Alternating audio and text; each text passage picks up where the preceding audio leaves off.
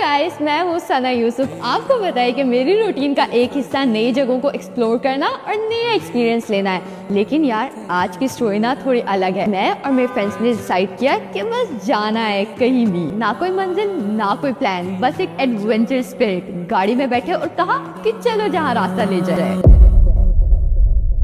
2 जून पाकिस्तान के कैपिटल इस्लामाबाद में एक ऐसा वाक़या पेश हुआ जिसने हर इंसान को शॉक करके रख दिया। एक 17 साल बच्ची जिसका नाम सना यूसुफ था, उसका मर्डर हुआ, जो कि one of the most high profile cases में से एक बन चुका है। सना यूसुफ पाकिस्तानी एक वेल नोन पर्सनैलिटी थी जिनके टिकटॉक पे 7 लाख और इंस्टाग्राम पे लगभग 5 लाख फॉलोअर्स थे। सना एक पश्तून लड़की थी जिनका ताल्लुक चित्राल से था, लेकिन वो अपनी स्टडीज के लिए पाकिस्तान के कैपिटल इस्लामाबाद में सेक्टर G13 में रहती थी। एंड आई नो कि आपने कभी ना कभी सना की वीडियो जरूर देखी होगी। इनका कंटेंट बहुत ही डिसेंट था, बच्चों वाला कंटेंट था, किसी भी कंट्रोवर्सी में इनका कोई ताल्लुक नहीं था। सना एक बहुत ही इनोसेंट सी एंड हंसमुख सी लड़की थी। मैंने जब भी इसकी वीडियो देखी है, मुस्कुराते हुए देखी है। खैर 29 मई को सना की बर्थडे थी, जिसको इसने बड़ी खुशी से सेलिब्रेट किया और सोशल मीडिया पे वीडियोस भी अपलोड की। लेकिन किसी को पता भी नहीं था कि सना के साथ आने वाले 2 दिनों में क्या होने वाला है। खैर 2 जून का ये दिन था। एक अननोन आदमी किसी ना किसी तरीके से सना के घर में इंटर होता है, बचा के सना के रूम तक पहुंचता है और उसके सीने पे 2 गोलियां मारकर उसकी जान ले लेता है। अब इसके पीछे रीजन क्या था? सना के घर वाले कहां थे? एंड पाकिस्तान के कैपिटल इस्लामाबाद के एक पोश तरीन इलाका G13 में कोई बंदा कैसे अपनी वेपन लेके इंटर हो सकता है? आज की इस वीडियो में हम इन्हीं सब चीजों को डिटेल में डिस्कस करेंगे। इस इंसिडेंट के फौरन बाद शाम के वक्त सुंबल पुलिस स्टेशन में एक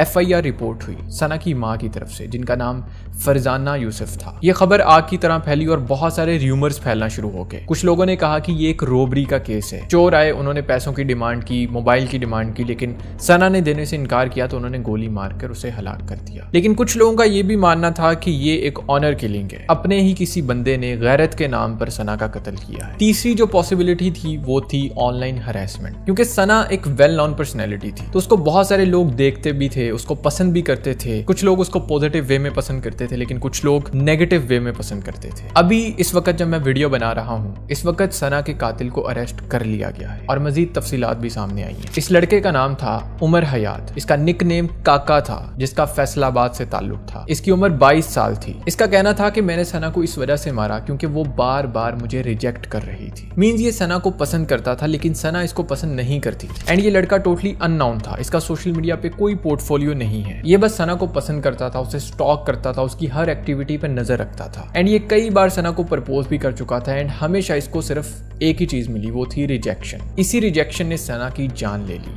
basically it was a case of repeated rejections. वो लड़का बार बार कांटेक्ट करने की कोशिश कर रहा था जो हमारी सोशल मीडिया इन्फ्लुएंसर हैं सना यूसुफ को, और सना यूसुफ की तरफ से बार बार रिजेक्ट किया जा रहा था। वो जो चाहता था कि वो कांटेक्ट में आए, वो जो चाहता था कि उनकी दोस्ती हो, सना यूसुफ उसको बार बार रिजेक्ट कर रही थी। और इस वजह से इस केस को हमने केस ऑफ रिपीटेड रिजेक्शन का नाम दिया है।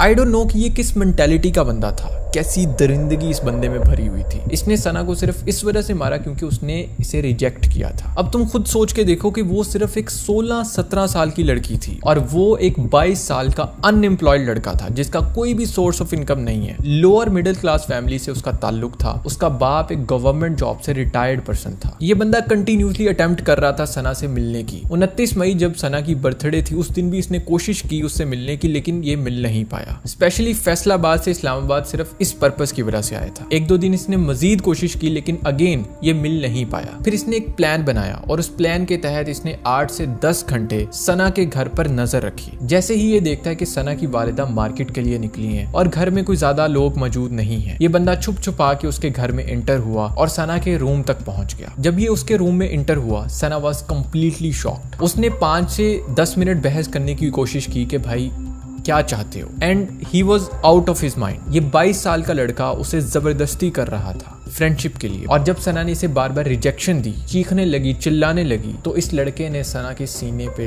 2 गोलियां मारी और फौरन से उसका मोबाइल लेके वहां से फरार हो गया। उसका ये मानना था कि अगर ये उसका मोबाइल लेके वहां से फरार हो जाएगा, उसका सारा डाटा डिलीट कर देगा, तो शायद वो बच सकता है। अब जैसे ही ये इंसिडेंट होता है, उसके कुछ ही घंटों के बाद सोशल मीडिया पर यह खबर आग की तरह फैल जाती है। अब बारी थी कातिल को पकड़ने की। पुलिस ने टोटल 11 रेड्स की। 3 रेड्स पाकिस्तान के कैपिटल इस्लामाबाद में की और इसके अलावा पंजाब की डिफरेंट सिटीज में रेड की, उनमें फैसलाबाद भी शामिल था। एंड पुलिस की एंड साइबर क्राइम की टेंशन की वजह से 24 घंटों के अंदर अंदर ये कातिल गिरफ्तार हो गया और इसी के साथ इससे वो वेपन भी मिली जिससे इसने सना का मर्डर किया था। अब मेरा दिमाग यहाँ पे इस चीज की वजह से भी खराब होता है कि हर इंसान के पास वेपन कहाँ से आ जाती है, कहाँ से उसको लाइसेंस मिल जाते हैं। ना तो उस बंदे का कोई पॉलिटिकल बैकग्राउंड, ना तो उस बंदे का कोई आर्मी में, पुलिस में, किसी में कोई ताल्लुक नहीं। कैसे भाई एक नॉर्मल शहरी को आप कैसे लाइसेंस दे सकते हो? आप यकीन करें, माने या ना माने, हर बंदे के पास वेपन भी है और एक लाइसेंस भी है जिसकी वजह से वो चौड़ा होके घूमता है, अपने डब पे लगा के फुल बदमाशी हो रही है। भाई छोटी सी बात, वेपन निकाली, 2 गोलियां मारी, कहानी खत्म। भाई कितना आसान हो गया किसी को मारना, लिटरली। ये जो वेपन्स इतनी आसानी से दस्तयाब हो जाती हैं, इस चीज को खत्म किया जाए। ये जो लोग अपने बड़े बड़े ताल्लुक दिखा के पुलिस वालों में सिफारिशें डाल के रिश्वत दे के लाइसेंस बनवा लेते हैं, वेपन वसूल कर लेते हैं, इन लोगों को पकड़ा जाए क्योंकि बैकएंड में इनका बहुत बड़ा रोल होता है किसी के भी मर्डर केस में। सना कोई ऐरी गैरी सिटी में नहीं रहती थी, पाकिस्तान के कैपिटल इस्लामाबाद में रहती थी जो कि मोस्ट सेफेस्ट सिटी होनी चाहिए। और इस्लामाबाद के अंदर भी एक पोर्श इलाके में रहती थी जहां पे आए दिन कोई ना कोई रोबरी, कोई ना कोई मर्डर केस आता रहता है। पिछले 1 साल में यहाँ पे 25% क्राइम रेट इंक्रीज हुआ है, जिसमें 30 से ज्यादा आर्म्ड रोबरी केसेस हैं और 10 कत्ल के वाकयात शामिल हैं। मतलब कितना आसान है भाई एक पोर्श इलाके में घुस के वेपन कैरी करके किसी के घर में एंटर होके किसी को मारना। इसका मतलब तो यही हुआ कि इंसान अब अपने घर में भी सेफ नहीं है। अब Sana Yusuf was a famous personality, इसी वजह से लोगों ने इस केस को बहुत ज्यादा अटेंशन भी दी। लेकिन उन लोगों का क्या जो वेल नाउन नहीं है, जिनका कोई सोशल मीडिया नहीं है, जिनके बारे में हमें नहीं पता, हर तीसरे दिन कोई ना कोई ऐरा गैरा उठ के किसी को भी मार के चला जाता है। ऐसे केस हमेशा दब जाते हैं, इवन हाई प्रोफाइल केसेस भी दब जाते हैं। जैसे अरमगान और मुस्तफा का केस था, सब कुछ सामने है लेकिन आज तक अरमगान को उसकी सजा नहीं मिली। एंड बड़े अफसोस के साथ ये कहना पड़ रहा है कि शायद इस केस में भी ऐसा ही हो। एंड दूसरी तरफ लोगों का जहन इतना गलाजत से भरा हुआ है कि मैं बता नहीं सकता। एक तरफ उसका कत्ल हुआ है और दूसरी तरफ लोग कमेंट में मजाक उड़ा रहे हैं। जैसे मैंने पिछली वीडियो में कंदील बलोच के बारे में बताया था, पीपल वाज लाइक अच्छा ही हुआ, इसको मर ही जाना चाहिए था, ये यही डिजर्व करती थी। लाइक कैसी मेंटालिटी के लोग हैं। अल्लाह ना करे इनके अपनों के साथ ऐसा हो, फिर जाके इनको रियलाइज होगा कि भाई किसी पे ऐसा कमेंट पास करना उसकी फैमिली के लिए, उसके दोस्तों के लिए, दूसरे लोगों के लिए कितना हार्श हो सकता है। अब लाइक मैं इस चीज पे भी हैरान हूं कि कोई बंदा